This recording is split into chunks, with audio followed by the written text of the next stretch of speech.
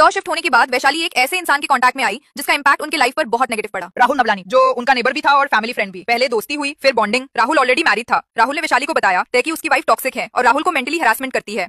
ये सारी झूठी कहानी सुना के वैशाली का दिल जीता। फिर एक ऐसा रिश्ता जिसमें वैशाली फंस गई। वैशाली को बाद में समझ आया कि ये रिश्ता गलत डायरेक्शन में जा रहा है। वैशाली को सच पता चल गया कि राहुल ने झूठ कहा तय उससे, उसकी वाइफ और उसका रिश्ता में कोई फाइट नहीं। फिर वैशाली खुद पीछे हटना चाहा, लेकिन राहुल ने रिश्ता खत्म होने नहीं दिया। राहुल ने वैशाली को ब्लैकमेल करना शुरू किया। जैसा कि वैशाली की फैमिली ने बाद में रिवील किया, राहुल ने वैशाली को प्राइवेट फोटोज और वीडियोस के थ्रू ब्लैकमेल करना शुरू किया। गोवा ट्रिप के वक्त लिए गए कुछ क्लिप्स उसने जबरदस्ती रिकॉर्ड किए थे। उन्हें वायरल करने की धमकी देकर राहुल वैशाली को इमोशनली टॉर्चर करता था। ये बात वैशाली का पहले एंगेजमेंट को तोड़ने का रीजन बनी। और जब वैशाली ने मितेश से शादी फिक्स की, तब भी राहुल ने वहां इंटरफेयर करना शुरू कर दिया। और राहुल के साथ साथ राहुल की वाइफ भी शामिल हो गए थे और दोनों मिलकर वैशाली को ब्लैकमेल करने लगे थे। देखा जाए तो तीनों की गलती है, लेकिन सबसे ज्यादा गलती राहुल और उसी वाइफ दिशा की है। राहुल की वाइफ दिशा थोड़ी भी अच्छे इंसान होती तो वो अपने पति को ये सब ब्लैकमेल करने से रोकता। भले ही वो वैशाली से नफरत करता, लेकिन उसने अपनी हस्बैंड के साथ मिलकर वैशाली को मेंटली टॉर्चर किया।